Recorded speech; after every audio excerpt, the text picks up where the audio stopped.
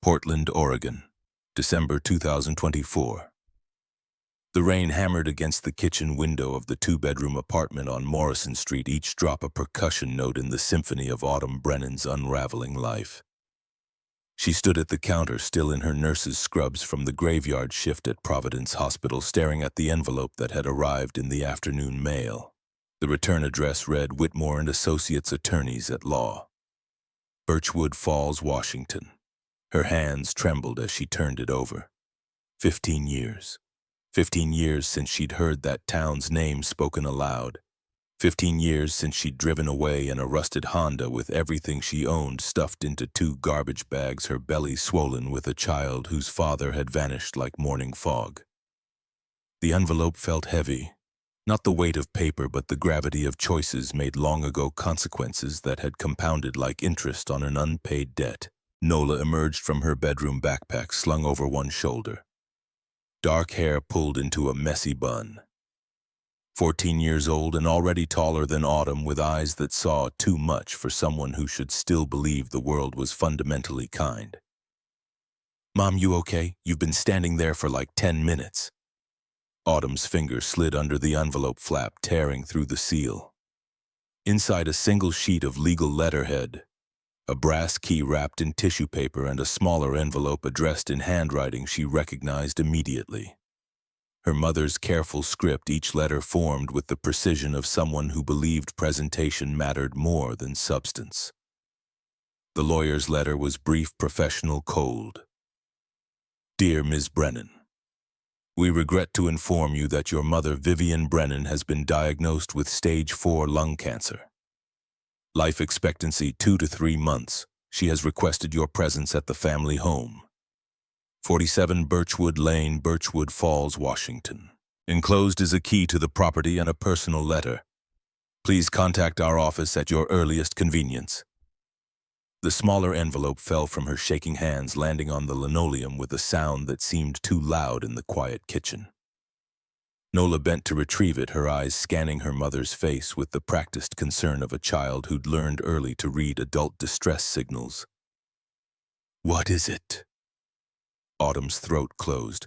She took the envelope from her daughter's outstretched hand and opened it, pulling out a single page covered in her mother's handwriting. The words blurred through sudden tears. "Autumn, my dear child, I know I have no right to ask anything of you. I know what your father and I did was unforgivable. But I am dying, and before I go, you need to know the truth. Do not sell the house. Please, whatever you do, do not sell it to anyone, especially not to Callahan Thorne. Find the blue wool coat, the one I knitted for you when you were 15. It will lead you to what I couldn't protect all those years ago. I am so sorry. I have been sorry every day for 15 years. Your mother, Vivian." The room tilted. Autumn gripped the counter's edge, her knuckles whitening. "Mom, what's wrong? Who's Vivian?" The question hung in the air between them, weighted with all the stories Autumn had never told, all the history she'd buried so deep she'd almost convinced herself it had happened to someone else. "My mother. Your grandmother. She wants to see me." Nola's eyes widened. In 14 years, she'd never met her maternal grandparents. Had been told only the barest outline. "They didn't approve of your father. They asked us to leave. We haven't spoken since." The truth was uglier. The truth was a 15-year-old girl standing in her childhood living room, hands clasped over her barely showing belly, while her father's face turned the color of old brick, and her mother stood silent at the kitchen window, back turned, shoulders rigid. The truth was a suitcase packed in 20 minutes, while her father sat in his recliner drinking whiskey straight from the bottle, and her mother scrubbed already clean counters with furious mechanical precision. The truth was walking out into a September evening with nowhere to go, no money, no plan, just the certainty that she would survive because the alternative was unthinkable. "She's dying." Autumn nodded, unable to speak past the obstruction in her throat. 15 years of silence, and now this, a deathbed reconciliation. The coward's exit, the easy absolution. Show up, whisper forgiveness, watch the old woman slip away into whatever came next, conscience clear. Except it wouldn't be clear. Nothing about Vivian Brennan had ever been simple. Nola moved closer, her hand finding Autumn's arm. Are you going to go? I don't know. The second envelope arrived the next morning, this one from Columbia Bank. Notice of foreclosure proceedings. 60 days to pay $15,000 or lose the apartment. Autumn read it 3 times each pass, making the words more real and more impossible. She'd been careful. So careful. Working double shifts, picking up overtime, buying generic everything, saying no to Nola's requests for new clothes, for school trips, for the small luxuries other kids took for granted. But 6 months ago, the hospital had laid off 30 nurses. She'd been unemployed for 4 months before finding this new position at half her old salary. The savings had evaporated. The credit cards were maxed, and now this. $15,000. The amount might as well have been $15 million. Her phone buzzed. Unknown number.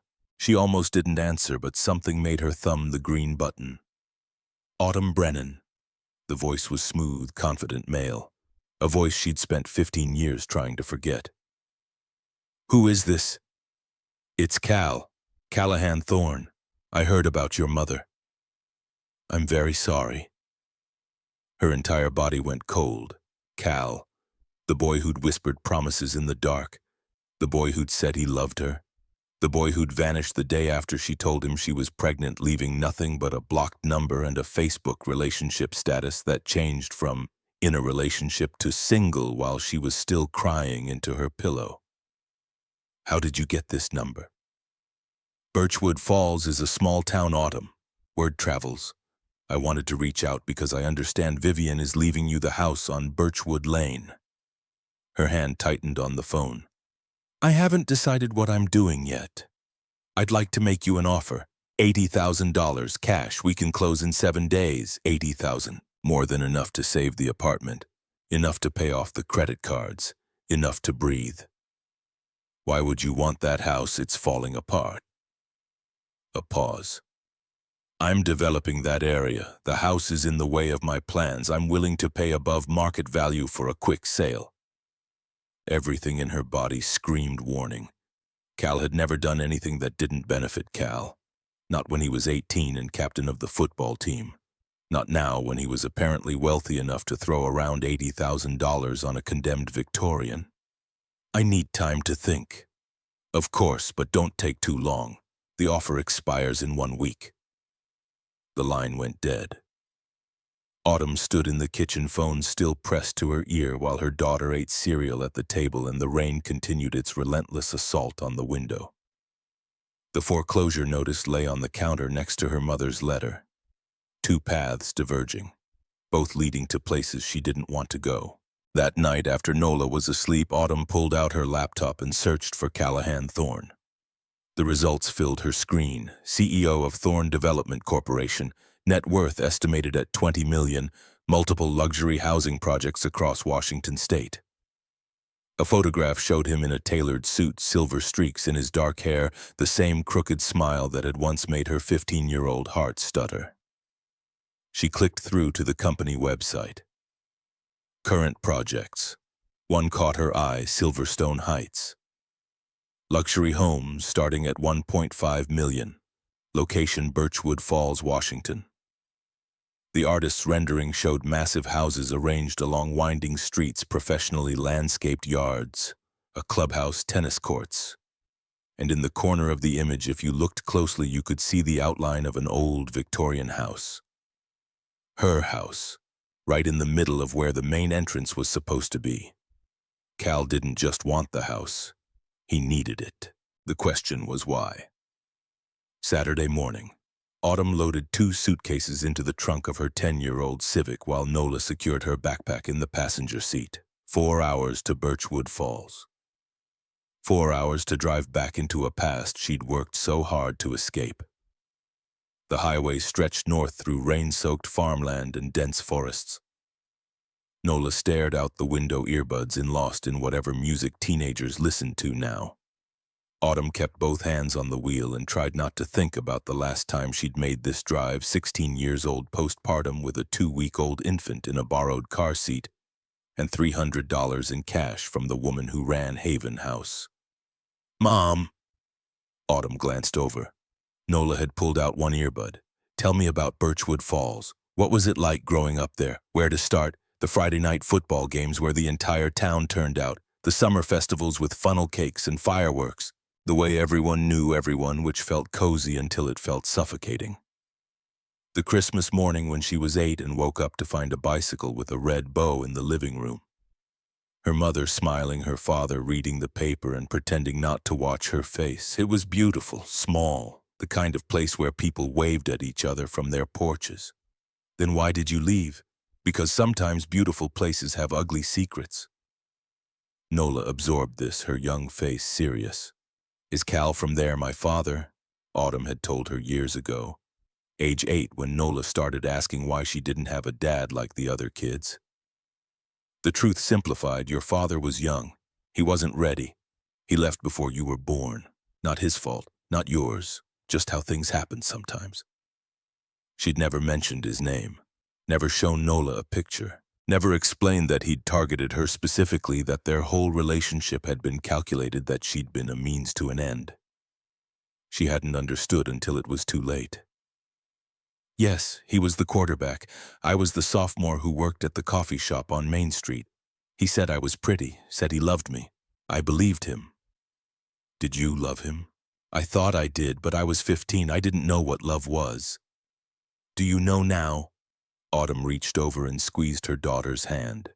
Yes, I know now. They crossed the Birchwood Falls city limit at 3 in the afternoon. Population 4, 200, the sign announced. Home of the Birchwood Warriors.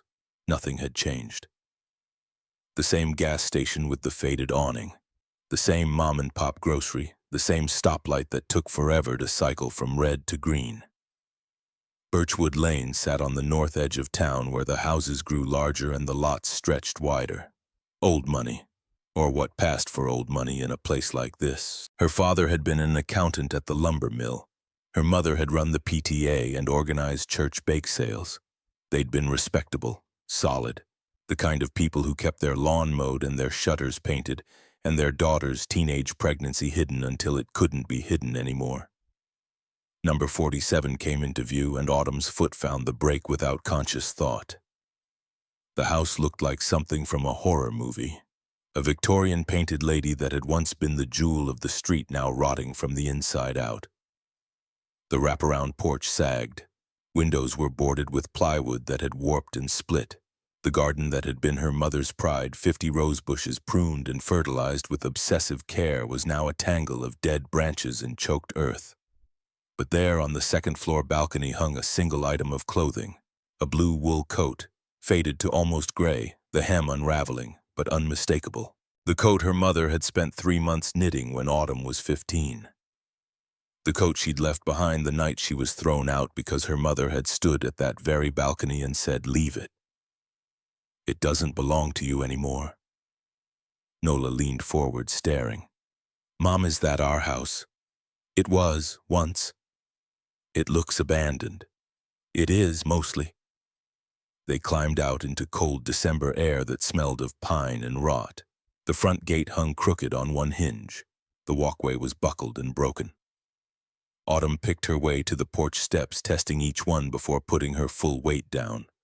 The wood groaned but held. The front door stood slightly ajar. "Hello, Mom. Are you here?"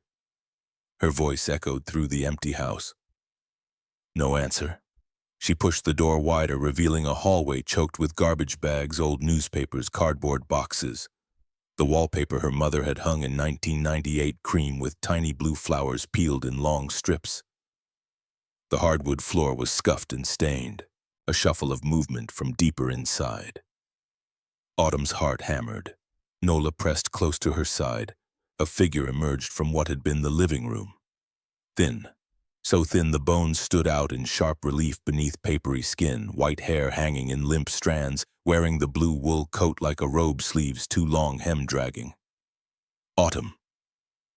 Vivian Brennan was 67 years old but looked 85. Cancer had hollowed her out, leaving only the architecture of the woman she'd been. Her eyes, though.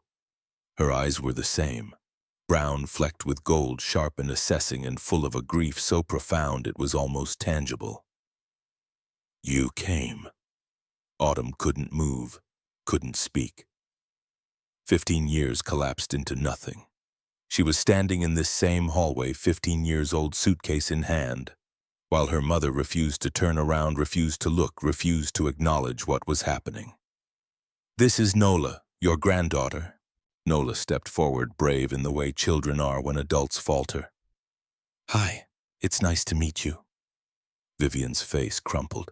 She reached out with a trembling hand, stopped just short of touching Nola's cheek as if afraid permission hadn't been granted. You're beautiful. You look just like your mother did at your age. Tears tracked down the old woman's face, catching in the deep lines bracketing her mouth. Can we come in? Vivian stepped back, gesturing. Of course. I'm sorry, the house is... I haven't been able to keep up with it since your father died, since I got sick. The living room was worse than the hallway, piles of newspapers dated back years, empty food containers, a coating of dust thick enough to write in. But in the center, a single armchair, relatively clean, with a small table beside it holding a glass of water and a bottle of pills. This was where her mother had been living. In this one chair, in this one room, waiting. Nola's hand found Autumn's and squeezed. When did Dad die?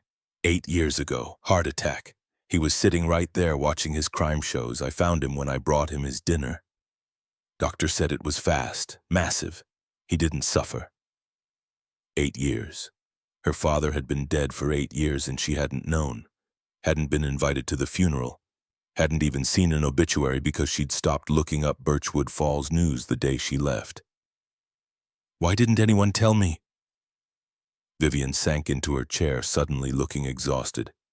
There was no funeral, no obituary. I couldn't afford it. By then we'd lost everything, the savings, the retirement. Your father drank after you left, lost his job. We took out a second mortgage, then a third. When he died, we owed more on this house than it was worth. The room spun. Autumn reached for the wall to steady herself. You've been living here alone for 8 years in this condition. I was waiting. I knew you'd come back, eventually. I had to be here when you did. A sound from the doorway made them all turn. A man stood there, tall, weathered, maybe late 60s, wearing work boots and a flannel jacket. He held a battery-powered lantern and a toolbox. Viv, I brought the generator like you asked. Didn't know you had company. His eyes found Autumn and recognition flickered across his face. Autumn Brennan. My God, you're all grown up. She searched her memory, found him. Weston Marlowe. West, the carpenter who'd lived next door for as long as she could remember. The man who'd always had a kind word, who'd fixed her bike when the chain came off, who'd helped her father build the deck in the backyard. Mr. Marlowe, it's good to see you.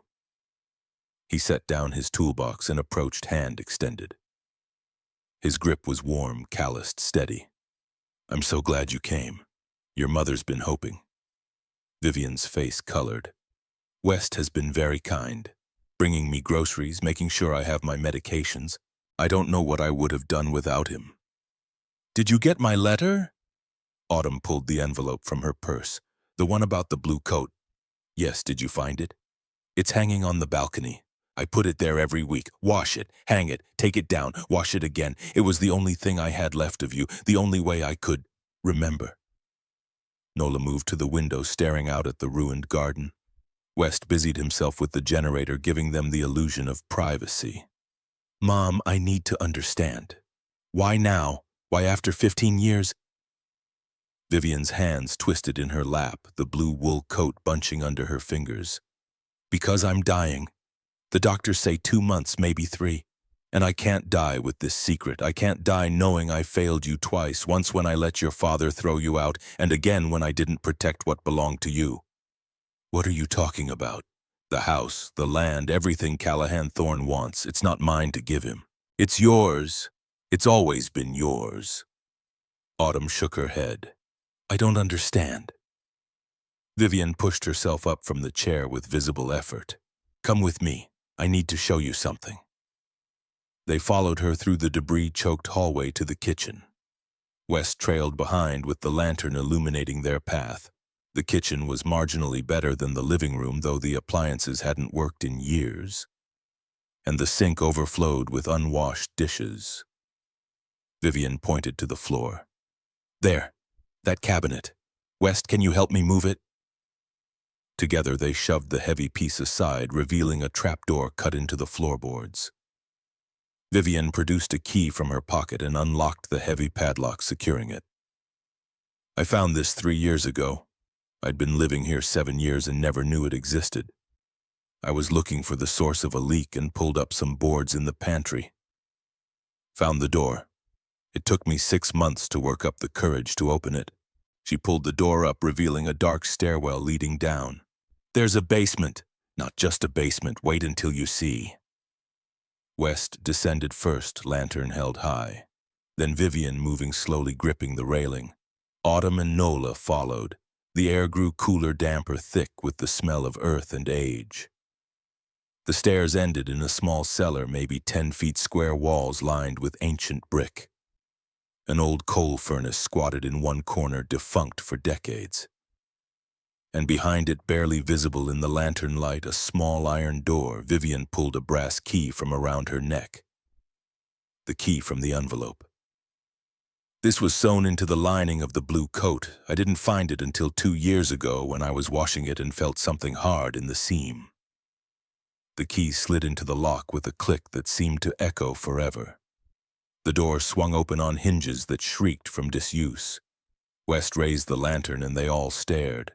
The room beyond was perhaps 12 feet square, walls lined with rough-cut stone. Dry, climate-controlled somehow despite the house's decay. Shelves ran along 3 walls, and on those shelves sat wooden boxes. 15 of them, each about the size of a shoebox, each sealed with wax. In the center of the room on a small table lay 3 items. A leather-bound journal, a stack of yellowed documents tied with string, 3 oil paintings in ornate frames. Nola was the first to move, drawn forward as if pulled by invisible strings. She reached for the nearest box, looked back at Vivian for permission. "Open it." The wax seal broke with a crack. Inside, nested in aged velvet, gleamed rows of silver coins. Morgan dollars, the date stamped clearly on each face. 1889, 1890, 1891. Autumn picked one up. Heavy, cold, real. "Are these?" West had moved to another box, opened it. More coins, and another, all the same. "I counted them. 512 Morgan dollars, most from the Carson City Mint, worth between $500 and $3,000 each, depending on condition and rarity." Autumn did the math in her head. Even at the low end, they were looking at $250,000, maybe more. "Where did these come from?" Vivian picked up the leather journal with shaking hands. "From your great-great-grandfather, Thornton Brennan. He owned the Silverstone mine outside town. Everyone thought he went bankrupt when the mine closed in 1930. But he didn't. He just made everyone think he did. He took what he'd saved, converted it to gold and silver, and hid it here, in this room that no one knew existed." She opened the journal to the first page. The handwriting was neat, precise, old-fashioned. "Property of Thornton Brennan, 1885 to 1952. To be opened only by the descendant wise enough to find it." Autumn's hands trembled as she turned the pages. Entries dated across decades. Notes about the mine, about the town, about secret purchases of land. And then near the back, a list. Parcels of property, dates of purchase, all in the 1920s. 50 acres on the north edge of Birchwood Falls. The exact location of Cal's Silverstone Heights development. "Are you saying?" Vivian nodded, tears streaming down her wasted face. "Your father sold that land to Montgomery Thorne in 2008 for $50,000. Garrett was drinking, desperate. Montgomery came to him with cash and a story about wanting to invest in the area. Your father never knew the land was worth millions, never knew it had been in our family for 100 years. He thought it was worthless scrub that Thornton had bought on a whim. West had unrolled one of the old documents.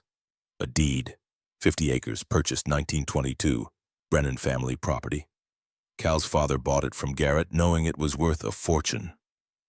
And when Montgomery died 6 months later, Cal inherited everything, including the knowledge that he'd stolen from us. Stolen from you. Autumn sank down onto the cold stone floor, the journal clutched in her hands. Cal's sudden interest in her when she was 15.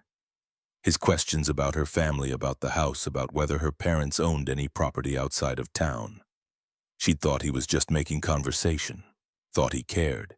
He'd been gathering intelligence, even then, even at 18. How did you find out? Vivian's face hardened. Iris Whitmore, the woman who ran Haven House where you stayed after you left. She came to see me 3 years ago, said she had information I needed to hear. She'd been the town clerk for 30 years before she opened the shelter.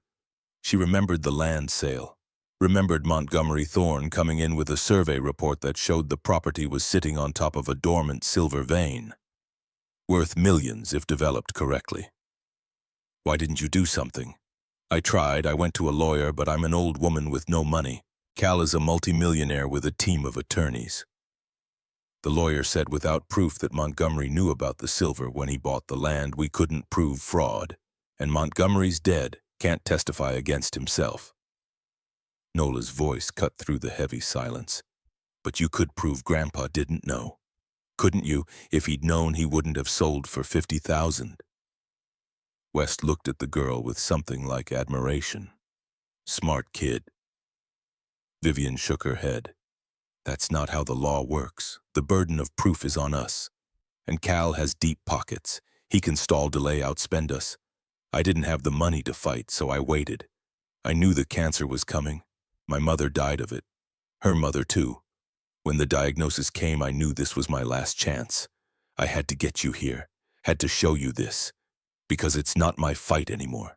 It's yours. Autumn stood her legs unsteady. You want me to fight Cal to try and get the land back.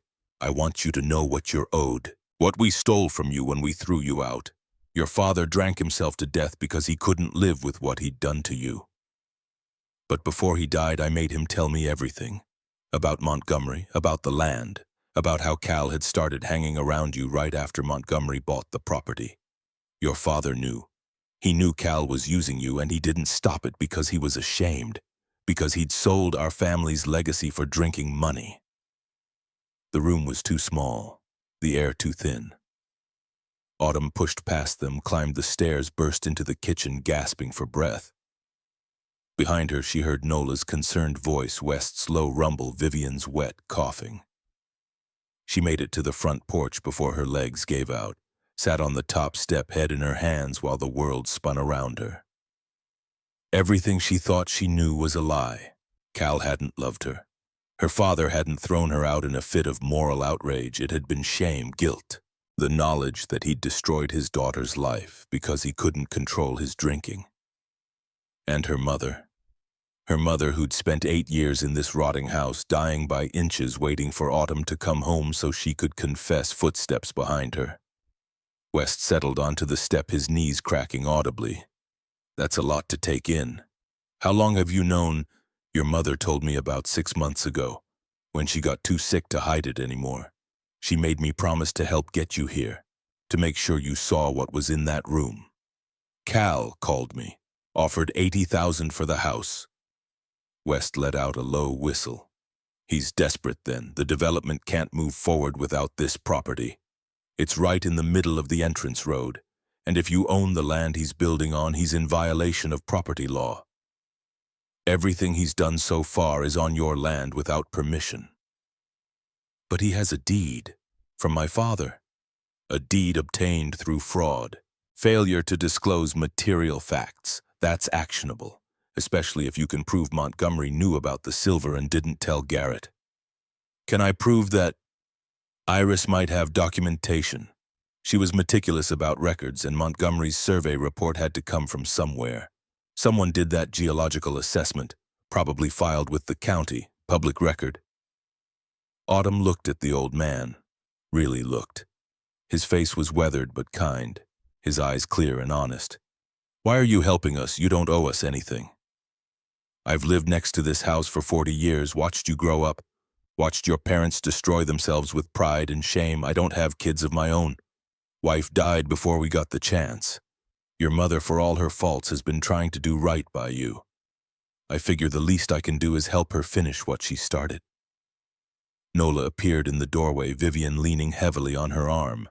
The old woman's face was gray, her breathing labored. I need to lie down. I'm sorry, the stairs were too much. West helped her inside, settling her into the armchair. Autumn followed her mind, racing through impossible calculations. $250,000 in coins, land worth millions. But first she'd have to fight Cal, fight his lawyers, prove fraud against a dead man, and she had 60 days before losing her apartment, no job security, a daughter to protect. Vivian's eyes found hers across the dim room. I know what I'm asking. I know it's not fair, but Cal can't win. If he develops that land, he makes back everything he invested and walks away richer. But if you fight and win, you take back what's ours, what should have gone to you.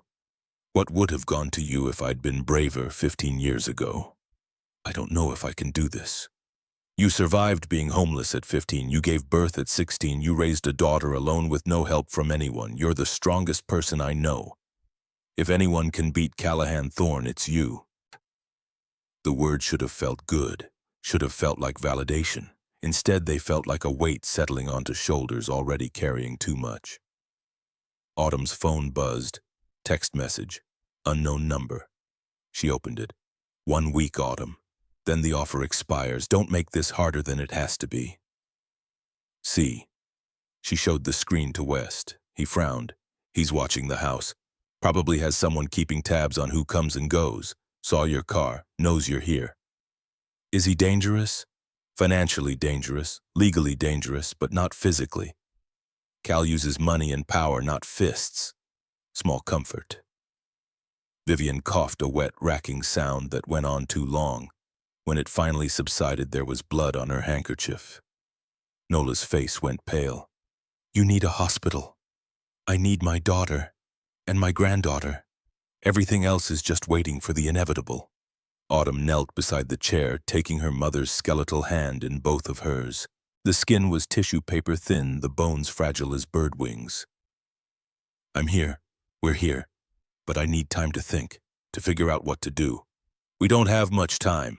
I don't have much time. Cal knows that. He's counting on you selling quickly before you understand what you have, before you can mount a defense. West stood. I should get the generator running, at least get you some lights and heat.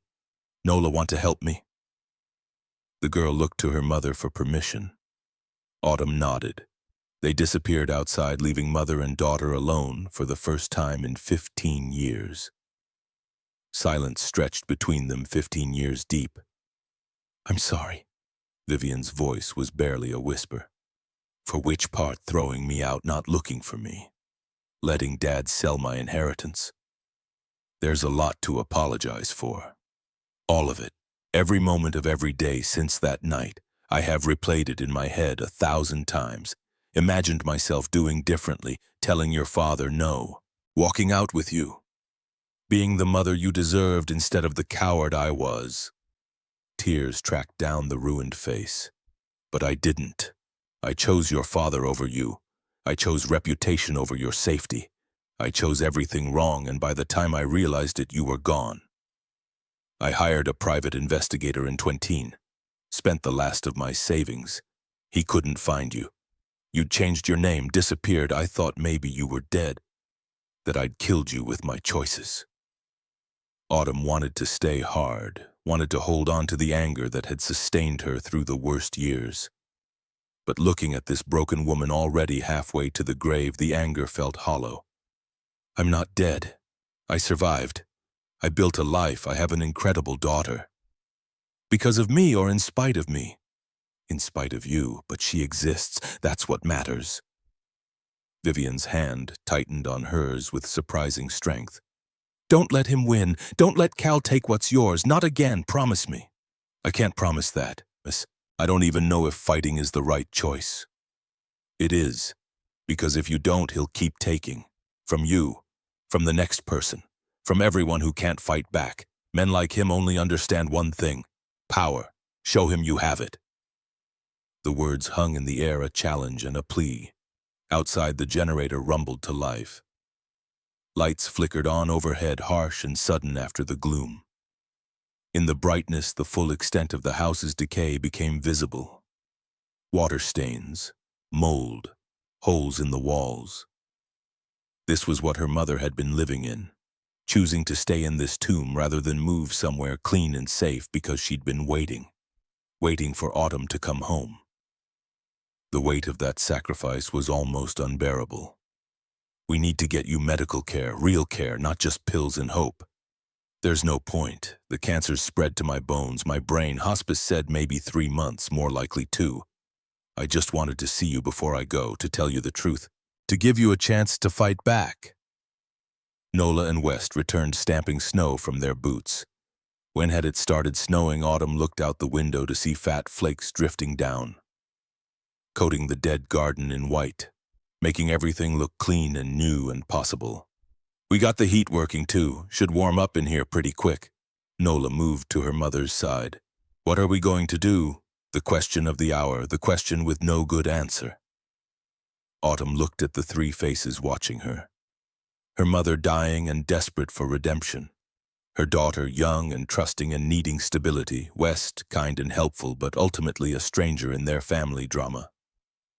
And then there was Cal, somewhere in this town in some expensive house, sitting in comfort while planning how to steal from her again. The anger she thought had faded roared back to life. "We're going to stay, at least for a few days. I need to talk to Iris, need to see what documentation exists, need to understand exactly what we're dealing with before making any decisions." Vivian sagged back in her chair, relief washing over her features. "Thank you. Thank you for giving me this chance. I'm not doing it for you. I'm doing it for me, and for Nola, because I'm tired of running from things. Tired of letting people like Cal take whatever they want without consequences." West nodded approval. "I'll help however I can. First thing, let's get this place habitable. Can't stay here the way it is now. I've got space heaters, sleeping bags. Can probably borrow a camp stove to cook on.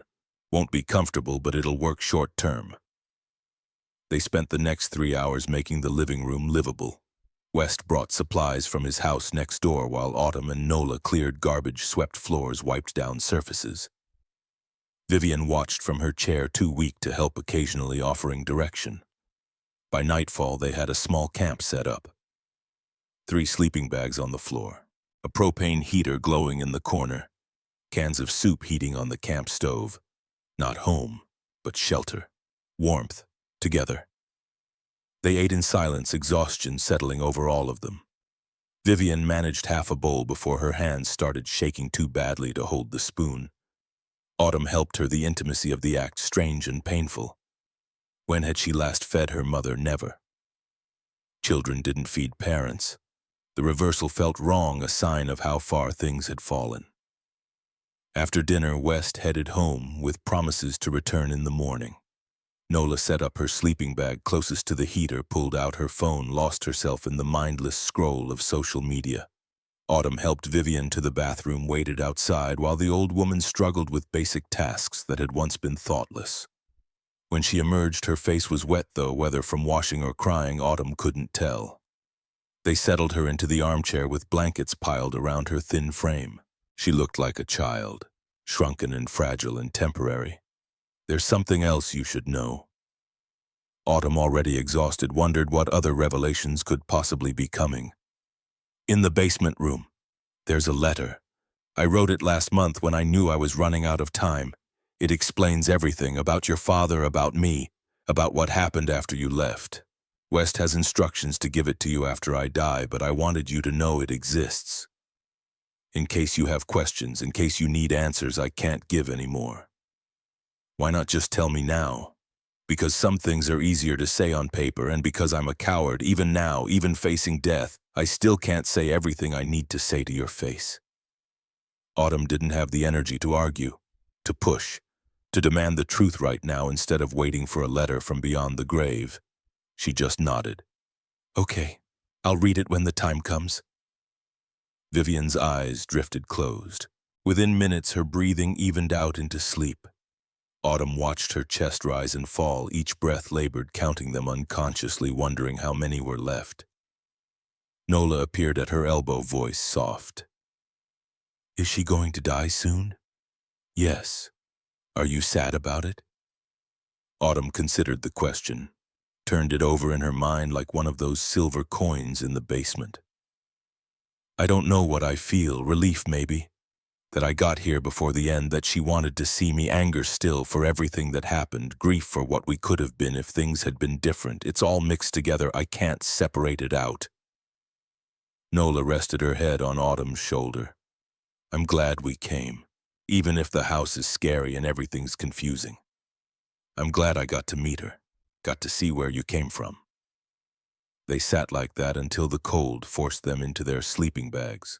Autumn lay awake long after Nola's breathing deepened into sleep, staring at the water-stained ceiling, listening to her mother's ragged breathing across the room. Somewhere in this town, Cal was sleeping in a warm bed in a house with working plumbing and heat that didn't come from a propane tank. Making plans, calculating, thinking he'd won before the game had even really started. He didn't know about the basement room, didn't know about the coins or the journal or the deeds, thought he was dealing with a desperate single mother who needed quick cash. He was in for a surprise. Autumn's phone buzzed. Another text. She almost didn't look, but something made her check. "I saw you talking to West Marlowe. Be careful who you trust. Small town, long memories. Not everyone is who they seem. Sleep well. C." The threat was subtle but clear. Cal had eyes everywhere, knew her movements, wanted her to know he was watching. Instead of fear, Autumn felt something else crystallize inside her. Determination, cold and hard and unbreakable. Cal had taken enough. Her innocence, her family, her inheritance. He thought he could take this too. Thought money and power and intimidation would make her fold. He was about to learn the difference between a scared 15-year-old girl and a 30-year-old woman who'd survived everything the world could throw at her. She texted back, "Thanks for the concern. See you soon." His reply came immediately, looking forward to it. Autumn set the phone aside and closed her eyes. Tomorrow they'd visit Iris, start gathering evidence, begin building a case. But tonight she'd sleep in the house she grew up in, with her mother breathing across the room and her daughter safe beside her, and let that be enough. The snow fell heavier outside, muffling sound, coating everything in white. In the distance, a church bell tolled midnight, the old year dying, the new one waiting to be born. And in the basement, hidden behind a coal furnace in a room no one knew existed, sat a fortune in silver and secrets, waiting to change everything. Morning arrived with pale light filtering through boards nailed over broken windows. Autumn woke to find Vivian already awake in her chair, staring at nothing, lips moving in what might have been prayer or simply the rehearsal of words she'd never said aloud. The propane heater had died sometime in the night, their breath misted in the frigid air. Nola stirred, pulling the sleeping bag tighter around her shoulders. "It's freezing." West appeared at the front door before they'd finished breakfast, carrying a thermos of coffee and a bag of pastries from the bakery on Main Street. His cheeks were red from the cold snow dusting his shoulders. "Thought you could use something warm. Also brought the local paper. You're going to want to see page 3. He spread the Birchwood Falls Gazette across the cleared section of floor. The headline jumped out: "Thorn Development breaks ground on Silverstone Heights. Mayor calls it new era for Birchwood Falls." The photograph showed Cal in a hard hat, golden shovel breaking earth, the mayor and town council arranged behind him like props. The article gushed about job creation, increased tax revenue, putting Birchwood Falls on the map for affluent Seattle families seeking mountain retreats. Not one word about the family who actually owned the land.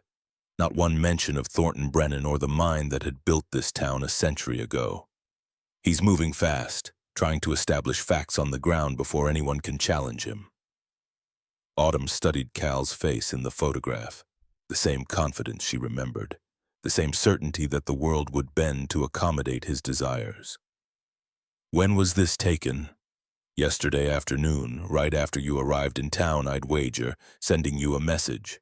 Vivian reached for the paper with trembling hands, brought it close to her failing eyes. Thornton would be devastated. That land was supposed to stay in the family, passed down through generations, not get sold off to pay for your father's drinking. The bitterness in her voice was sharp enough to cut. Nola finished her pastry, wiped crumbs from her lips. Can we go see Iris today, the lady who ran the shelter where Mom stayed? West nodded. Haven House is still operating. Iris would be there Sunday morning. She makes breakfast for the residents every weekend, her tradition. They bundled Vivian into the back seat of Autumn's Civic, the old woman protesting weakly that she could stay home alone. But the house without heat was too dangerous, and none of them were willing to leave her unsupervised. Her breathing had worsened overnight. Each inhale rattled, each exhale wheezed. Haven House occupied a converted warehouse on the industrial edge of town, away from the respectable neighborhoods where people preferred to pretend homelessness didn't exist in places like Birchwood Falls. The building's exterior was weathered brick, but someone had painted bright murals on the walls. Flowers, birds, words in flowing script. You are welcome here. You are safe here. You are loved here. Autumn remembered those words, had stared at them for hours in those first days after being thrown out, wondering if they could possibly be true. Iris Whitmore stood at the industrial stove in the communal kitchen, flipping pancakes with practiced efficiency. 65 years old, gray hair pulled back in a neat bun, wearing an apron that declared, "Blessed are those who help." She looked up as they entered, and her face transformed.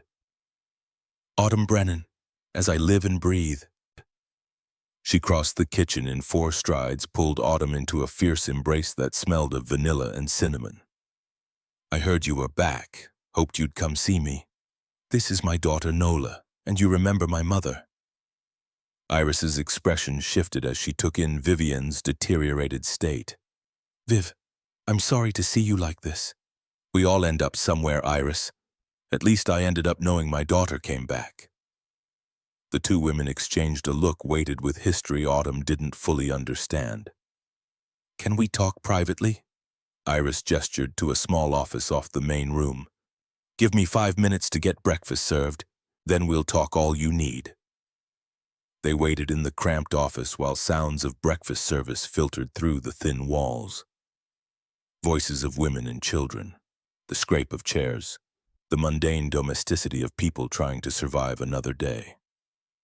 Autumn had been one of them, had sat at those same tables, eaten from those same plates, existed in that liminal space between what was and what might be. Iris entered, closed the door, settled into the chair behind her desk with a sigh. First things first, how much do you know? About the land, about Cal's father investigating our family, enough to know I was used. More than used, targeted.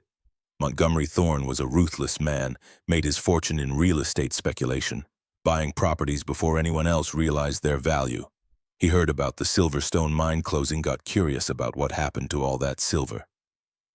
Did his research, found out Thornton Brennan had been sitting on undeveloped land that geological surveys suggested might contain significant deposits. She pulled a file from her desk drawer, thick with papers yellowed by time. I was town clerk for 30 years, saw every transaction, every deed transfer, every survey filed with the county. This is Montgomery's geological survey, filed 6 months before he approached your father about buying the land. Autumn took the document, scanning technical language she barely understood. But the conclusion was clear. The property contained an estimated $5 million worth of extractable silver at 2007 prices. More now, with precious metals climbing. My father didn't see this. Montgomery made sure he didn't. Came to Garrett directly, private offer, cash payment. Didn't go through normal channels. Your father was desperate, drinking heavy, behind on the mortgage. Montgomery offered him a lifeline, and Garrett grabbed it without asking questions he should have asked. Nola leaned forward, reading over Autumn's shoulder. But this is fraud, right? Not telling someone what their property is worth. Iris's smile was grim. In theory, in practice proving it when the person who committed the fraud is dead gets complicated. Cal inherited everything legally. The burden would be on you to prove Montgomery knowingly withheld material information. And Cal has lawyers who can tie up a case like that for years.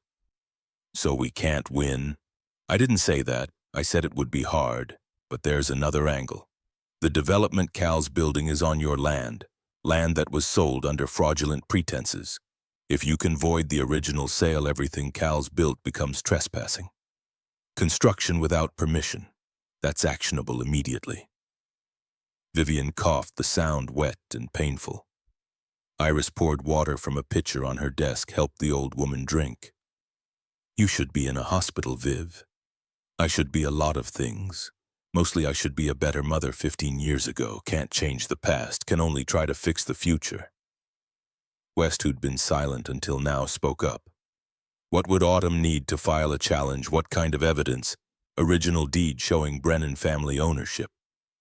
Proof that Garrett didn't know the land's value. Montgomery's geological survey showing he did know. Medical records or testimony establishing Garrett's compromised mental state at the time of sale due to alcohol dependency. Financial records showing the desperation that made him vulnerable to exploitation. I have the deed, the journal. The survey's right here. What about the medical records? Iris pulled another folder. I took the liberty of requesting Garrett's medical files after Viv told me what happened. His doctor documented alcohol dependency, impaired judgment, depression, all dated in the months leading up to the land sale. Any competent lawyer could argue he wasn't capable of informed consent. Autumn stared at the growing pile of documentation. You've been building a case for years.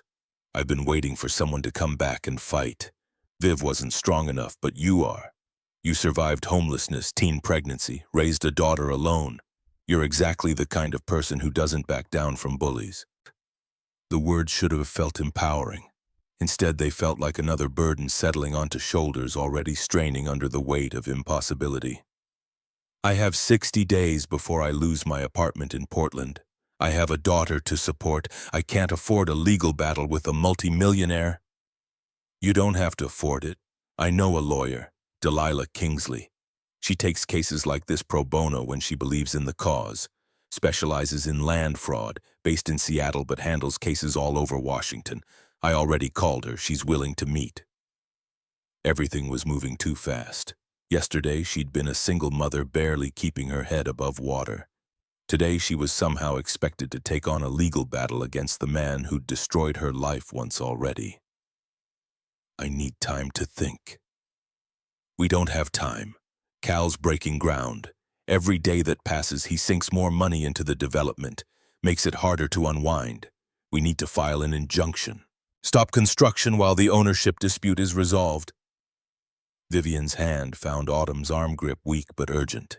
Please don't let him win again. I know I have no right to ask, but I'm asking anyway. The office felt suffocating. Too small, too many eyes watching, too many expectations pressing down. Autumn stood. I need air. She pushed out through the kitchen, past women who looked up from their breakfast with knowing eyes and into the cold morning.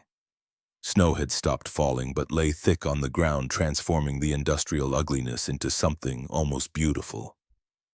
Nola followed as Autumn knew she would. Mom, you okay? No, I'm not okay. I'm broke and I'm scared and I have no idea what I'm doing. But you're going to fight anyway, right? Autumn looked at her daughter, 14 years old enough to understand struggle, old enough to have watched her mother work 3 jobs to keep a roof over their heads, old enough to know that sometimes the only choice was to fight or surrender. And surrender meant letting people like Cal keep taking. I don't know how to do this. Don't know how to be the person everyone seems to think I am. Nola's arms wrapped around her waist, fierce and grounding. You already are that person. You just haven't realized it yet. From somewhere in the distance came the sound of construction equipment. Cal's crew's working Sunday morning, racing to establish his claim before anyone could challenge it. The sound made something crystallize in Autumn's chest, something hard and cold and absolutely done with running. She pulled out her phone, dialed the number Iris had written on a scrap of paper. "Delilah Kingsley." The voice was crisp, professional female. "My name is Autumn Brennan. Iris Whitmore said you might be able to help me." They met that afternoon at a coffee shop in the nicer part of Birchwood Falls, where professionals came to pretend they were in Seattle for an hour. Delilah Kingsley was 42, blonde hair cut in a sharp bob, wearing a suit that probably cost more than Autumn's car. She ordered a latte and opened a leather portfolio with efficient movements. "Iris sent me the preliminary documentation. You have a solid case, not guaranteed but solid." West had stayed with Vivian at Haven House while Autumn and Nola met with the lawyer. Now Autumn spread her own documents across the small table between them. "What are the chances we actually win?" "Honestly, 60-40 in your favor. The fraud is clear. The question is whether a judge will void a transaction from 16 years ago when the perpetrator is dead. Cal will argue that he bought the property in good faith from his father's estate, that he had no knowledge of how Montgomery acquired it, that invalidating the sale would cause undue financial hardship. But he's developing land that isn't his. That's our strongest argument. We file for an emergency injunction, stop construction immediately. Force Cal to prove his ownership is legitimate. Put him on the defensive." Nola sipped her hot chocolate, listening intently. "What happens if we lose?" Delilah's expression softened slightly. "If we lose, Cal keeps the land, finishes his development, makes millions, and you walk away with nothing except the knowledge you tried. And if we win, the original sale is voided. The land reverts to Autumn as Thornton Brennan's heir. Cal has to remove everything he's built or negotiate a settlement to purchase the land at fair market value. We're talking millions of dollars." Millions. The word seemed absurd. Autumn had spent her adult life calculating in hundreds, worrying about whether she could afford new shoes for Nola, whether the electricity bill would bounce this month. "What do you need from me?" "Your signature on a retainer agreement, permission to file on your behalf, and your commitment to see this through. Cal will fight dirty. He'll drag your past through the mud, try to paint you as a gold digger who abandoned her family and only came back when she smelled money. You need to be prepared for that." The truth was uglier than anything Cal could invent, but the truth was also hers, and she was done being ashamed of it. "I'm prepared." Delilah slid papers across the table. "Then let's make this official." Autumn signed her name with hands that shook only slightly. Watched Delilah countersign, date file, everything in her portfolio with the same efficiency she'd shown since arriving. "I'll file the injunction tomorrow morning. Cal will be served by end of day. Expect him to be very unhappy about it. I expect he's been unhappy since I didn't immediately accept his offer. Speaking of which, has he contacted you again?" Autumn showed her the text messages. Delilah's mouth compressed into a thin line. "Save everything. Every text, every call, every communication. If he escalates to threats or intimidation, that's harassment. Gives us more ammunition." They parted with handshakes and promises to stay in touch. Autumn and Nola drove back to Haven House in silence, both processing what had just happened, the enormity of the decision, the point of no return they'd just crossed. West met them at the door, face grave. "Vivian's asking for you. She's not good." Iris had moved the old woman to one of the private rooms Haven House kept for medical emergencies. She lay on a narrow bed, oxygen cannula in her nose chest, working hard for each breath. Her eyes tracked to Autumn as she entered. "Did you do it? Did you hire the lawyer?" "I did." Relief washed across Vivian's face. "Good, that's good. Now I can rest. Don't talk like that. You're not dying today." "I'm dying every day, have been for months, but now I can die knowing you have a chance, knowing I did something right before the end." Nola climbed onto the bed beside her grandmother, careful not to jostle the fragile body. "Tell me about Mom when she was my age. What was she like?" Vivian's eyes went distant, seeing through time. Stubborn, smart, too trusting. She believed the best in people. Used to drive her father crazy because she'd give her lunch money to kids who looked hungry. Come home with stories about helping classmates with homework. She had this light in her, this certainty that the world was good and people were kind. Her gaze found Autumn's. I helped destroy that light. Watching it go out in her eyes the night we threw her out was the worst thing I've ever experienced. Worse than your father's death. Worse than the cancer. Because I knew I'd done it. We'd done it. And there was no taking it back.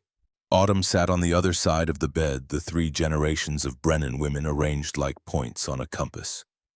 You can't undo the past. None of us can. We can only decide what we do with the time we have left. Then I want to use my time telling you I'm proud of who you became. Not because of me, but despite me. You took the worst thing that could happen and built a life anyway. Built a daughter who's smart and strong and good. That's not nothing.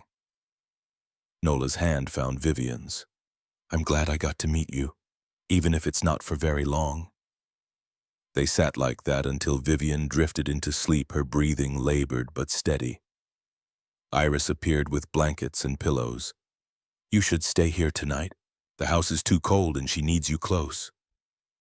They made a nest on the floor of the small room, Autumn and Nola on either side of Vivian's bed like sentinels. Somewhere in the building, other women were settling in for the night. Other children were being tucked into bed. Other stories of survival were unfolding. Autumn's phone buzzed. She checked it, expecting another message from Cal. Instead, it was from an unknown number with a Birchwood Falls area code. The message contained a single photograph. Her car parked outside Haven House, taken from across the street, time-stamped 30 minutes ago. No words, just the image. The implication clear: I know where you are. I'm watching. She showed West, who'd been standing guard outside the room. His jaw tightened. That's intimidation. Harassment. Save it for Delilah. Should I be worried? Should I take Nola somewhere safer? Cal's not violent, but he's desperate. Desperate men make bad choices. I'll stay tonight. Keep watch. Make sure nobody tries anything stupid. The old carpenter settled into a chair in the hallway, pulled out a worn paperback, made himself comfortable. Autumn wanted to protest that he didn't need to do this, that they weren't his responsibility. But the words stuck in her throat, tangled up with gratitude and relief, and the unfamiliar sensation of not being completely alone. Morning brought Delilah's call. Injunction filed. Judge scheduled an emergency hearing for tomorrow afternoon. Cal's been served. His lawyer already called, throwing threats around, wants to settle before it gets to court. Autumn's heart hammered. Settle for how much?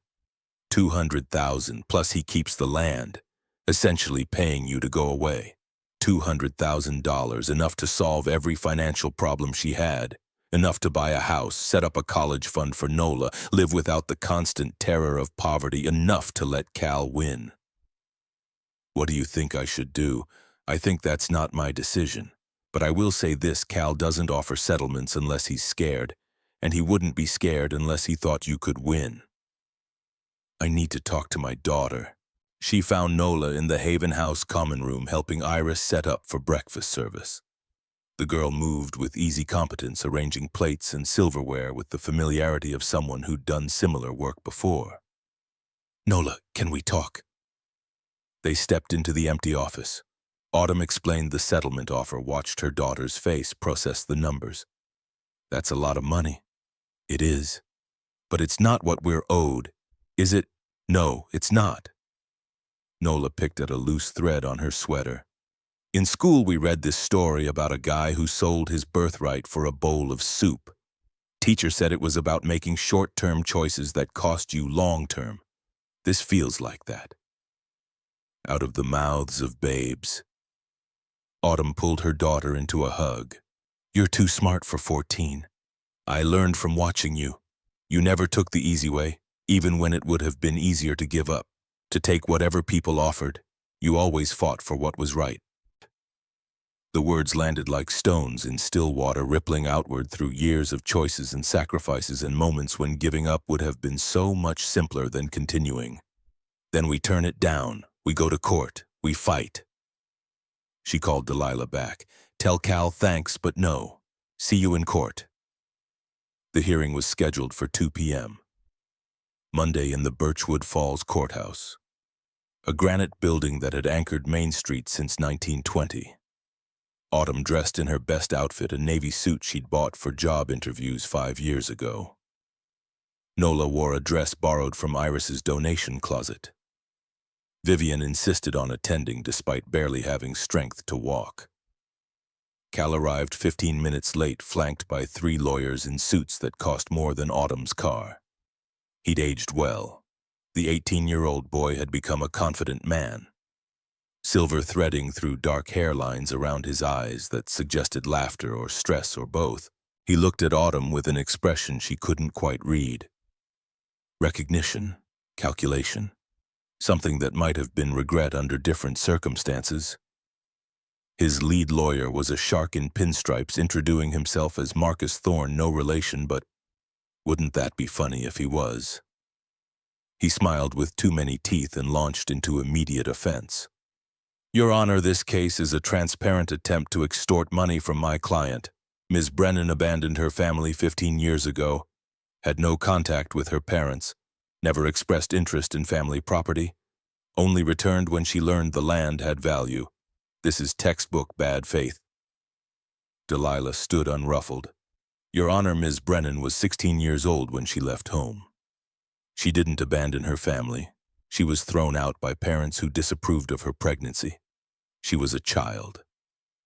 What Mr. Thorne describes as abandonment was actually survival.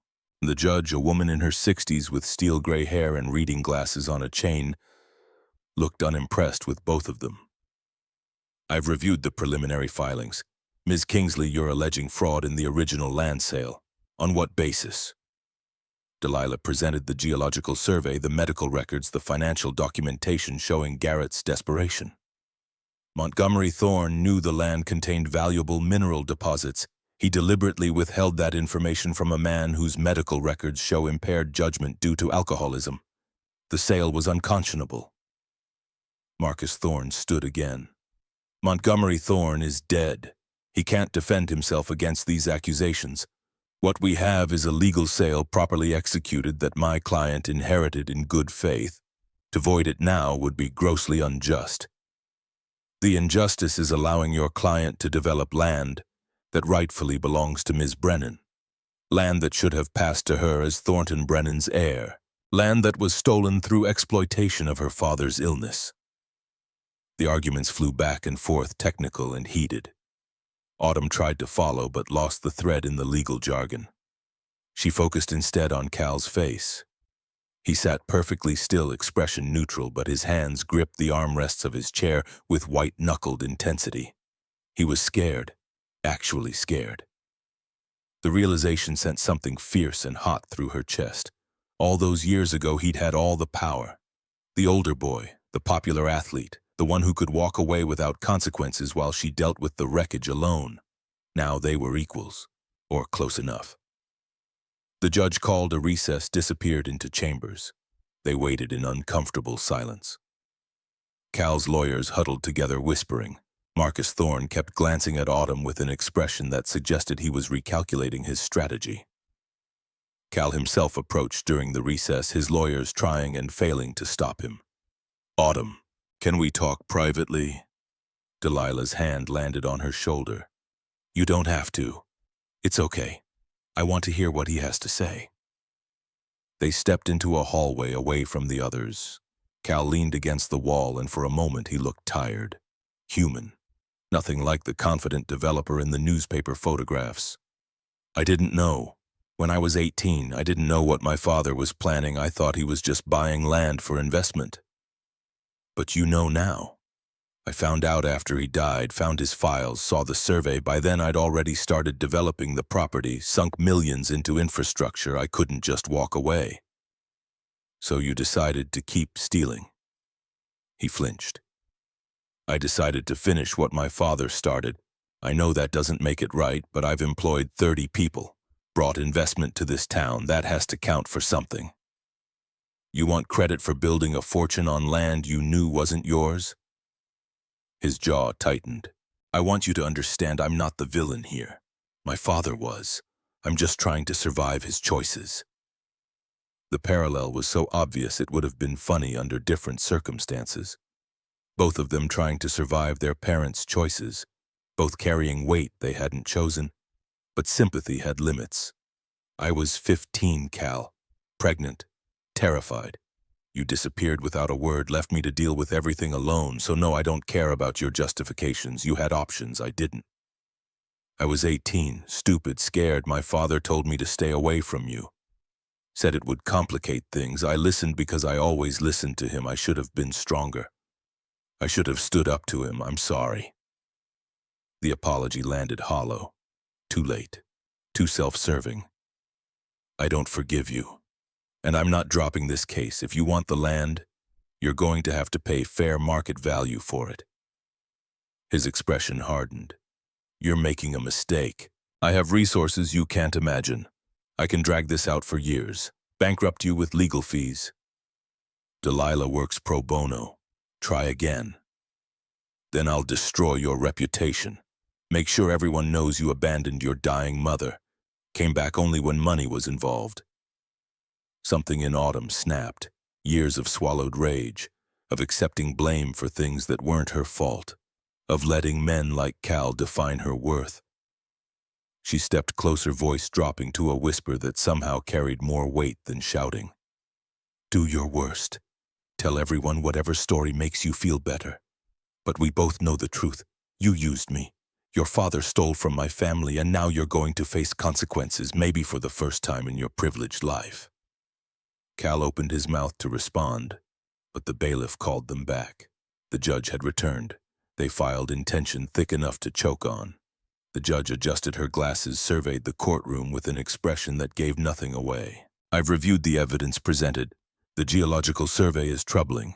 Medical records establish impaired judgment. However, the sale was legally executed. Both parties signed. Money changed hands. Voiding a 16-year-old transaction sets a dangerous precedent. Autumn's heart sank. They were losing all this for nothing. However, Ms. Kingsley's point about current trespassing is valid. Mr. Thorne is developing land while ownership is disputed. That cannot continue.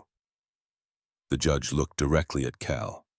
I'm issuing a temporary injunction. All construction on the Silverstone Heights development ceases immediately. No new work, no demolition. Everything stops until ownership is definitively established. Marcus Thorne shot to his feet. Your Honor, that will cost my client millions. He has contracts, obligations, deadlines. Then your client should have ensured clear title before breaking ground. Injunction is effective immediately. We'll schedule a full trial for 3 weeks from today. Both parties will present complete evidence.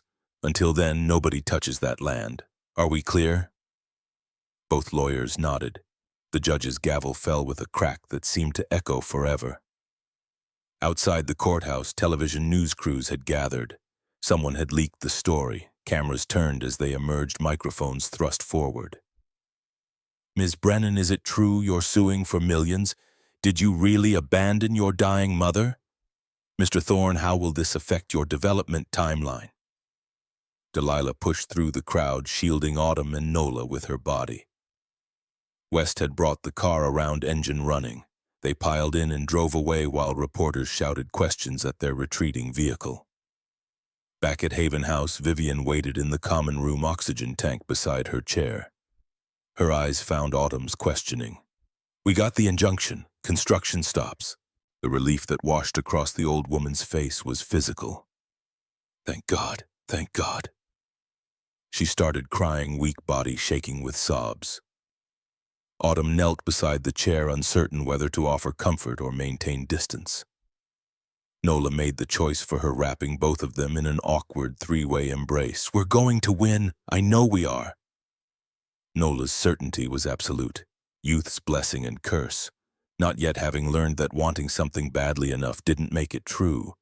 But looking at her daughter's fierce expression, Autumn felt something shift. Maybe belief wasn't about certainty. Maybe it was about deciding the fight was worth fighting regardless of the outcome. Her phone buzzed. Another message from Cal's number. You just cost me $3 million in delays and penalties. I hope it was worth it, she typed back without hesitation. Every penny. That night they ate donated pizza in Haven House common room. while news coverage played on the television mounted in the corner. The local anchor described the case as David versus Goliath, and single mother takes on wealthy developer. The photographs they showed made Autumn look tired and desperate, made Cal look powerful and wronged, but the anchor's tone suggested sympathy was with the underdog. Small towns loved a story about one of their own fighting back against outsiders.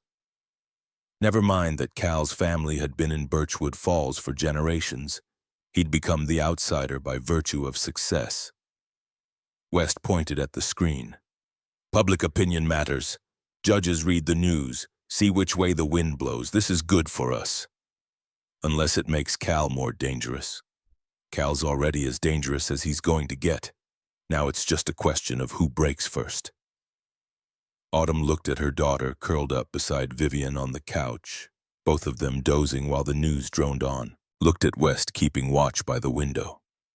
Looked at Iris moving through the room, checking on residents, offering quiet comfort. She'd spent 15 years alone, fighting every battle solo, never asking for help because help always came with strings. But these people weren't asking for anything in return. They were just showing up, being present, offering what they could. Maybe that was what family actually meant. Not blood, not obligation, just people who chose to stand beside you when standing alone would have been easier. She sent a text to Delilah. "Thank you for taking this case, for believing me." The response came quickly. "I don't take cases I don't believe in. Get some rest. Trial prep starts tomorrow." It's going to get harder before it gets easier. Harder, as if the past 24 hours had been easy, as if her entire life had been anything but an exercise in surviving the next impossible thing. But she'd survived everything so far. Teen pregnancy, homelessness, single motherhood, poverty. She'd survived her parents' rejection and Cal's abandonment, and every person who'd looked at her and seen only what she lacked instead of what she'd built. She could survive this too. Outside snow began falling again, sunt and relentless, covering the ugliness, making everything look clean and possible. Autumn watched it through the window until her eyes grew heavy and sleep pulled her under. In the morning, they'd begin building the case that would determine everything. But tonight, in this moment, they had shelter and warmth and each other.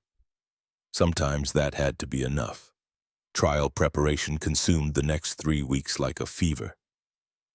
Delilah set up temporary headquarters in Haven House's conference room, transforming it into a war room papered with timelines, property maps, and witness lists. Autumn learned the difference between discovery and deposition, between hearsay and admissible evidence, between what was true and what could be proven in court. The silver coins became evidence photographed and cataloged but left in the basement vault. Too risky to move, Delilah explained.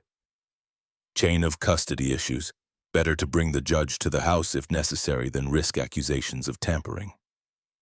Vivian deteriorated daily. The oxygen tank became permanent. Her lucid hours shrank to brief windows in the morning before pain medication pulled her under.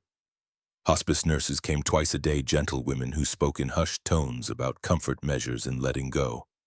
"I need to make it to the trial. Need to testify."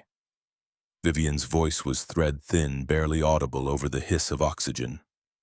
Delilah sat beside the bed, legal pad balanced on her knee. "Your written deposition might be enough. The judge will consider your medical condition." "No, I need to look Cal in the eye. Need him to hear what his father did from my mouth. Need it to matter." Her determination was fierce despite the frailty, or because of it. Nothing left to lose made people either surrender or become absolutely immovable. The trial began on a Monday, courtroom packed with reporters and curious townspeople.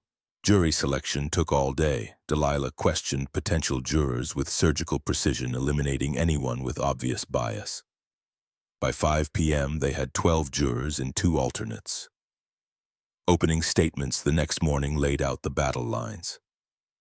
Delilah painted Montgomery Thorne as a predator who'd exploited Garrett's alcoholism.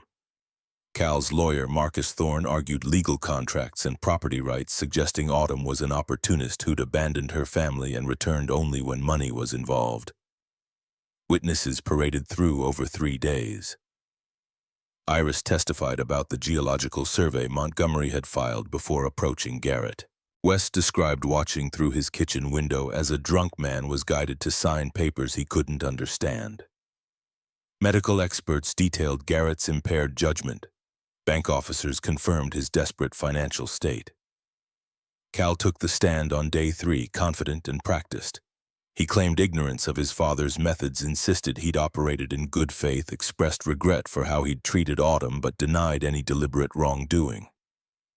Delilah cross-examined with precision, produced Montgomery's notebooks showing conversations with Cal about gathering information from the Brennan girl, showed entries dated throughout that summer demonstrating Cal had been his father's inside source.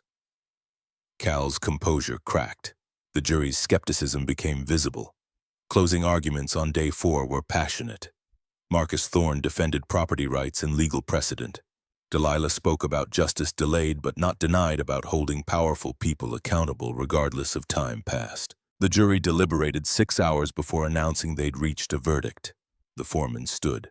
On the question of whether the land sale was obtained through fraudulent misrepresentation, we find in favor of the plaintiff. We award the plaintiff ownership of the disputed 50 acres plus compensatory damages of $3 million. The courtroom erupted, Cal's face drained of color. His lawyers immediately filed notice of appeal. Autumn couldn't process it. They'd won, actually won. But all she could think was, Mom needs to know. They rushed back to Haven House, bursting into Vivian's room where she lay connected to oxygen and morphine drip. Her eyes opened, clouded but aware. We won. Mom, we won. Vivian's face transformed. Tears streamed down hollow cheeks. Her hand reached for Autumn's grip, weak as paper. Thank God. Thank God. Now I can rest. Don't talk like that. You're going to be okay. But they both knew better. Vivian had held on through sheer will. Now, with justice served, the will was fading. Take me home, to Portland. I want to die with my family. Autumn rented a medical transport van, loaded Vivian's hospital bed and equipment, made the 4-hour drive with hospice nurses monitoring vitals. They converted the living room of her Portland apartment into a makeshift hospice room. Equipment beeping softly, late winter light filtering through curtains. Vivian lasted 3 months. Some days she was lucid, telling stories about Autumn's childhood, teaching Nola family recipes she'd never shared before. Other days she drifted lost in memories or medication. Cal's lawyers filed appeal after appeal, but the judge denied each one. The verdict stood. Autumn was legally entitled to the 50 acres and $3 million. Cal's construction equipment sat idle on land he no longer had rights to develop. In late February, a developer from Seattle contacted Delilah. They specialized in sustainable housing, mixed-income communities. They offered $8 million for the 50 acres with conditions: build a public park named for Thornton Brennan, include affordable housing units, preserve the historical significance.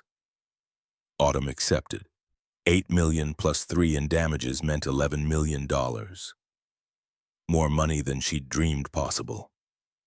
She paid off the Portland apartment mortgage, set up a college fund for Nola that would cover any university she chose, donated $2 million to Haven House, ensuring Iris could continue helping women who'd been thrown away by families that should have protected them. The rest she kept for what came next. Vivian died on March 15th, late afternoon, with Autumn holding one hand and Nola the other. Her last words were barely audible. I'm proud of you. Should have said it more. Then she was gone. The hospice nurse confirmed it with gentle efficiency. Autumn sat with the body for an hour, feeling nothing and everything simultaneously. They held the funeral in Birchwood Falls. Small ceremony, maybe 50 people. West spoke about watching Vivian wait 15 years for her daughter to come home. Iris talked about a woman who'd spent her final months trying to undo a lifetime of mistakes. Autumn gave the eulogy. My mother wasn't perfect. She made terrible choices, but she spent her last years preparing the way for me to fight back. She couldn't undo the past, but she gave me the tools to change the future. I forgive her, not because she earned it, but because holding anger was exhausting and she suffered enough. Cal didn't attend, sent flowers instead, white roses with a card, "I'm sorry for everything." Too little, too late. But at least he'd finally said it. After the funeral, Autumn stood in front of the house on Birchwood Lane. The Victorian sat exactly as she'd left it weeks ago, rotting and abandoned. But looking at it now, she saw something different. Not a monument to decay, a possibility. "West, how long would it take to restore this house? Really restore it, make it beautiful again?" The old carpenter surveyed the structure with a professional eye. "6 months if we do it right. Longer if you want period-accurate details. I want it perfect. I want it exactly how it was when Thornton built it. And then I want to turn it into something that matters." She hired West as general contractor, assembled a crew of local workers who remembered the Brennan family, who felt the town owed something after all these years. They worked through spring and summer, stripping away decades of neglect. The wraparound porch was rebuilt with cedar painted white with navy trim. Windows replaced with historically accurate reproductions. The interior gutted and modernized while preserving original details. Hardwood floors refinished. Wallpaper hung in patterns from 1900s catalogs. The rose garden became West's personal project. He researched Victorian garden design, planted 50 heritage rose bushes in arrangements that would have made Vivian weep. Each variety labeled with brass plaques naming the women who'd been helped by Haven House that year. The basement vault became a museum. Glass cases displayed Thornton's journal, the remaining Morgan dollars, photographs of the mine, documentation of the family's history. A plaque explained the legal battle, the victory, the reclamation of stolen legacy. Autumn kept one coin, had it set in a pendant Nola wore to her 15th birthday party that August, held in the restored parlor with 30 of her friends. By December, the house was finished, not just restored, transformed. Autumn stood in what had been her childhood bedroom, now converted to an office, and felt something settle in her chest. This was closure. This was healing. But it was also a beginning. She filed papers establishing the Brennan House Foundation, a nonprofit dedicated to providing temporary housing and support services for single mothers, teen parents, women escaping difficult situations. The Victorian would house 5 families at a time, offering private rooms, shared common spaces, access to counseling and job training. The grand opening was scheduled for December 20th, exactly 1 year after Autumn had returned to Birchwood Falls. 200 people attended. The mayor gave a speech about community responsibility. Iris cut the ribbon, tears streaming down her face. Local news covered it extensively. National outlets picked up the story of the single mother who'd sued a developer and won, then used her settlement to help others. Autumn stood on the wraparound porch, looking out at faces of people who'd come to celebrate. West beside her unofficial grandfather to Nola, Delilah, who'd flown in from Seattle, former Haven House residents who'd gone on to build stable lives, townspeople who remembered Thornton, who felt pride seeing his house reborn. She gave a short speech. 15 years ago, my mother stood at a window in this house and watched me walk away. She made a choice that night that hurt us both. But before she died, she made different choices, choices that led to this moment. This house was built by a man who believed in family legacy. It fell into neglect when that legacy was forgotten. Now it's being reborn as a place where new legacies can begin, where women who've been told they're worthless can discover their worth, where mistakes don't have to define futures. The crowd applauded. As people filed inside for tours, a girl approached. 16, maybe 17, bruised eye makeup couldn't quite hide, backpack slung over thin shoulders. "Are you Ms. Brennan? I saw the news story about this place. I was wondering. I left home 3 days ago, been sleeping in my car. I'm pregnant. I don't know what to do." Autumn recognized herself in those frightened eyes. 15 years collapsed. "What's your name, Bryn? Bryn Thorne." The universe had a sense of irony. Cal's daughter. From his marriage 5 years ago to a woman who, according to town gossip, he treated with the same dismissive cruelty he'd shown Autumn. Does your father know you're here? He doesn't know I left, doesn't care enough to notice. Nola appeared at Autumn's elbow, having overheard. She looked at Bryn with something like recognition. Sisters, technically. Same abandoning father, different circumstances, but parallel pain. You can stay here. We have a room ready. It's safe. You're safe. Bryn's face crumpled. Thank you. God, thank you. Autumn hugged her. This stranger. This connection to a past that still had power to wound. But this was what Brennan House was for. Breaking cycles, offering chances, refusing to let one generation's failures doom the next. That night, after the celebration ended, after guests departed and lights dimmed, Autumn walked through the quiet house. 5 women slept in upstairs bedrooms. Bryn in the room that had been Autumn's. 2 single mothers with toddlers. A college student who'd been kicked out for being pregnant. A woman escaping an abusive marriage. Each one a story, each one fighting, each one refusing to let circumstances write their ending. In the basement museum, Autumn stood before the display of Thornton's journal. Read his words about building legacy, about leaving something that mattered. I hope you'd be proud of this. Hope you'd think I honored what you built. No answer, of course. Just the weight of history and the promise of tomorrow. She climbed the stairs to find Nola and Bryn in the kitchen making tea, talking quietly about schools and futures and the men who'd failed them. Sisters finding each other across the wreckage their father had left behind.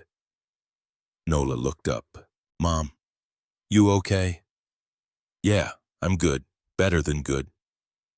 Outside, snow began falling. First snow of winter, exactly like the day she'd returned a year ago. But everything was different now. The house was alive. The garden bloomed. The basement held history instead of secrets. And 5 women slept under a roof that promised safety instead of judgment. West appeared in the doorway, having stayed late to check the new furnace. Heat's working perfect. Thermostat set to 72. Everyone should sleep warm tonight. Thank you for everything, for believing this was possible. You made it possible. You and that stubborn refusal to quit. Vivian would be proud. Hell, I'm proud. Autumn walked him to the door, watched him cross to his house next door. Same house he'd lived in for 40 years. Same view of the Victorian. But now he watched over something being built instead of something dying. Her phone buzzed. Message from Delilah. Saw the news coverage. Beautiful event.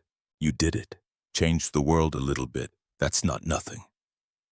Autumn texted back. Thank you for making it possible. For fighting when I didn't know how. She made her own tea, joined the girls at the kitchen table. They talked until midnight about colleges Nola was considering, about whether Bryn wanted to keep her baby or consider adoption, about futures that felt suddenly possible instead of predetermined. Around 1 a.m. they finally said goodnight. Autumn checked on the other residents, made sure doors were locked, lights dimmed. Then she climbed to the 3rd floor to the small room she'd claimed for herself when staying over. From the window she could see the whole property. The restored house, the rose garden, the street where she'd walked away 15 years ago with nothing but survival instinct and a promise to the baby in her womb that they'd make it somehow. They had, against odds that should have crushed them, and now they were giving that chance to others. Autumn pulled out her phone, opened the photo album, found a picture from Vivian's funeral, her mother in the casket, finally at peace, finally done punishing herself. I forgive you, Mom. I really do. Not because you deserve it. Because I deserve to stop carrying anger. Deserves to use what you left me to build something good. The photo blurred through tears. Happy ones mostly. Grief mixed with relief, mixed with gratitude for the messy, complicated grace of second chances. She set the phone aside, pulled out a journal, started writing. December 20th, 2025. 1 year since I came home. The house is restored, the foundation is launched. 5 women are sleeping safely tonight. Bryn Thorne is here, which feels like the universe's idea of poetic justice. Cal's daughter finding refuge in the house his father tried to steal. Maybe that's what breaking cycles looks like, taking poison and transmuting it into medicine. Nola is applying to law schools, wants to fight for people like us. Like all of us who've been thrown away and told we don't matter. I think she'll be brilliant at it. West is talking about retiring now that the restoration is complete. But I think he'll keep showing up, teaching the women practical skills, being the grandfather none of them have. I miss Mom. Didn't expect that. Thought I'd feel only relief. But I miss the mother she was trying to become in those last months. The one who fought through pain to make things right. I hope wherever she is, she knows we won. Knows her suffering wasn't for nothing. Tomorrow we start the real work. Teaching job skills, providing childcare, connecting women with resources, building the support system I wish I'd had. It's terrifying. What if I fail them? What if this place can't help? But then I remember I was 15, pregnant, homeless. Everyone said I'd fail. I didn't, and neither will they. She closed the journal, turned off the light, lay in the narrow bed, listening to the house settle around her. Pipes humming, furnace clicking, sounds of life instead of decay. Sleep came easy for the first time in months. Morning brought chaos. 5 women, 4 children, 1 bathroom. Autumn navigated the disorder with coffee and patience, helping negotiate shower schedules and breakfast prep.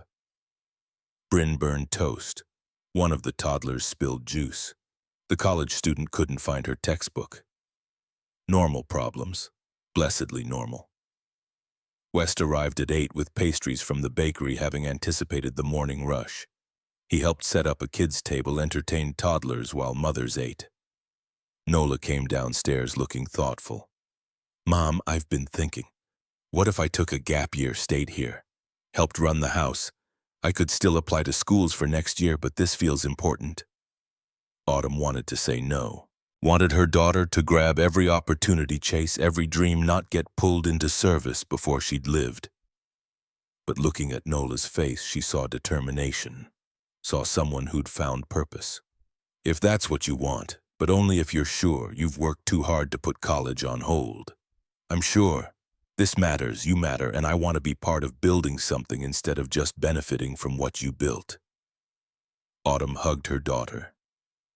16 years old, light years from the baby born in a shelter, proof that children of circumstance could choose their own paths.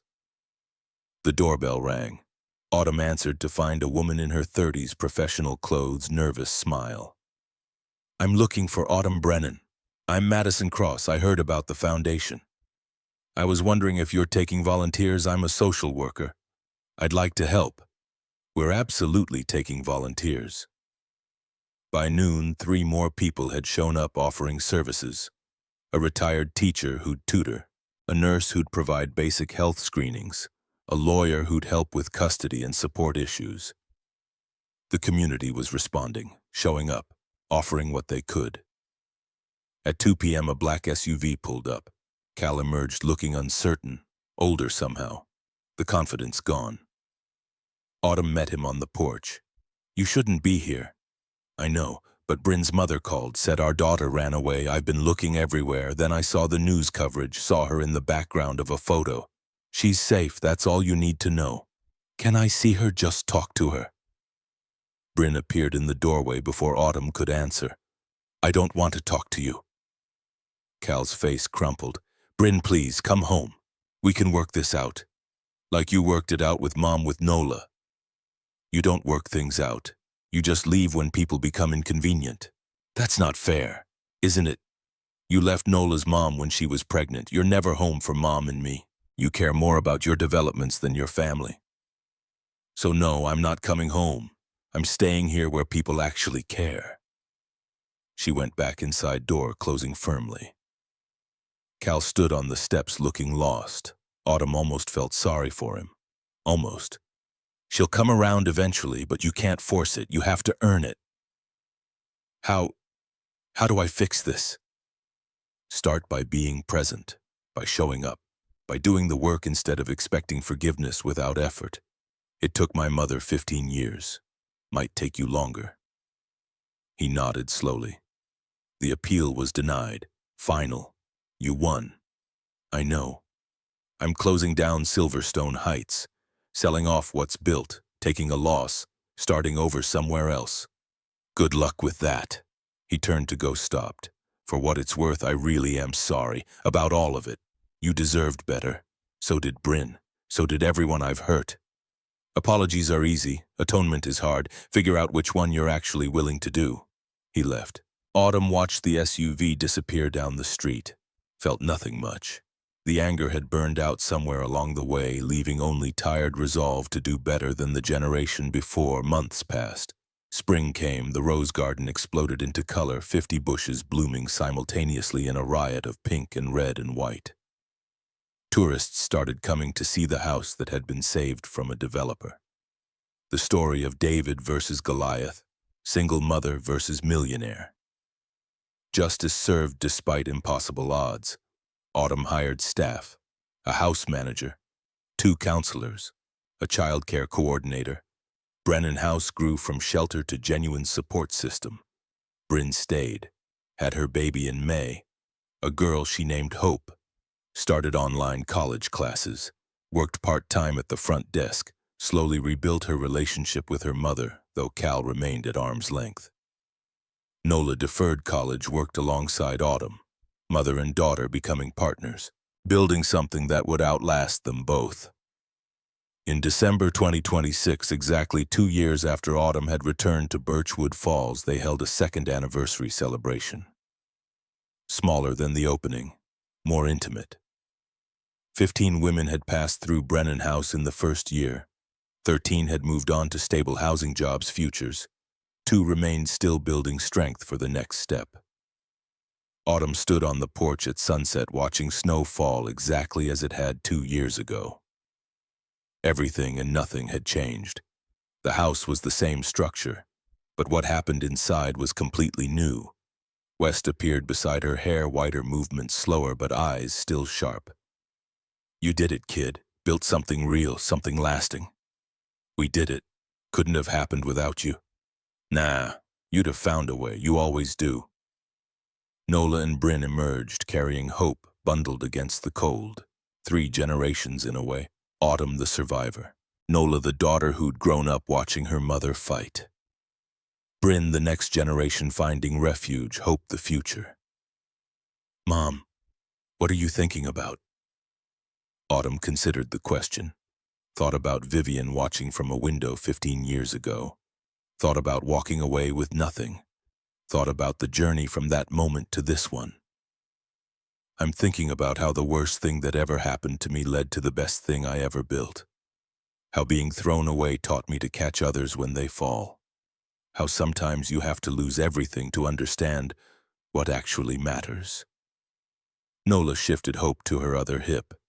You think Grandma Vivian knows what this became? I think she knows. I think she's proud. And I think she's finally at peace.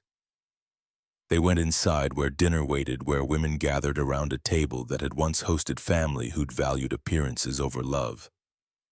Now it hosted family chosen rather than inherited. Women supporting women. Mothers helping mothers, breaking cycles one meal at a time. After dinner, after everyone scattered to their evening routines, Autumn returned to the basement museum.